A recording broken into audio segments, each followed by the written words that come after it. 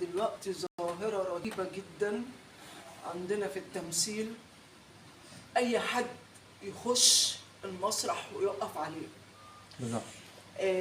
من أساسيات الممثل بالنسبة لي أنا، لأن الواحد اتعلم على إيدين ناس عتاولة في المسرح، الله يرحمه أستاذ محمد رمزي لو تفتكروا. طبعا.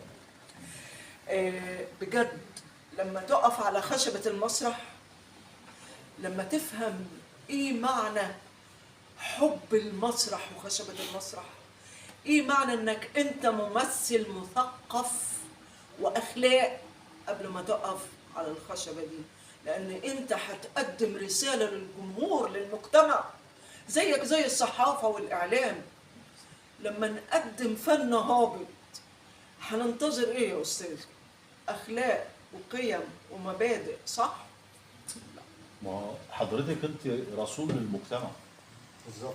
فالرسول للمجتمع ان ما كانش هو عنده في محصلة كيانه مجموعة معينة من قيم ومبادئ وعادات وتقاليد وحب للخير، الكلام ده كله، هيقف على المسرح هيعمل ايه؟ هو اصلا يفتقر لكل الكلام ده، متوقع ان هو هيأدي رساله يوصلها للجمهور، وما عندوش حاجه يديها للجمهور، وما عندوش حاجه يديها للجمهور الا حاجه واحده: تفاهه والسفاهه في الكلام والخروج عن المألوف، وفاكر ان ده شطاره.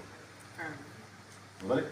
وان هو يتلفظ بألفاظ ان هو فاكر ديت، يعني مجرد ان اللي بيضحك، ما ممكن اللي بيضحك ده بيضحك سخريه عليك، ممكن هو مش عارف، هو مش بيضحك ان هو الضحك عنده انه فرحان ان انت قلت حاجه ضحكته، ده ممكن انا اضحك على واحد سخريه مش مدرك؟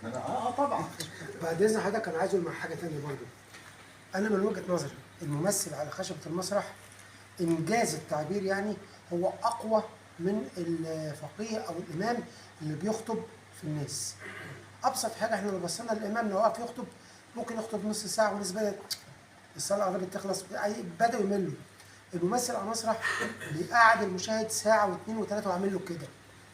فليه لو احنا ما استغليناش صح وقدمنا رساله مظبوطه، زي ما الفقيه او الخطيب بيخطب صح او غلط هيوجه الناس اللي هي الاتجاه اللي هو بيقوله، زي ما نفس الشيء الممثل نفس القصه. قال معلومه صح، قال فكره كويسه، نور على حاجه معينه، هي ديت اللي بتبقى ثابته في ذهن المتفرج. قعدته 3 4 ساعات بيتفرج عليا، طلع بايه؟ ايه ده المهم؟ غيرت المجتمع.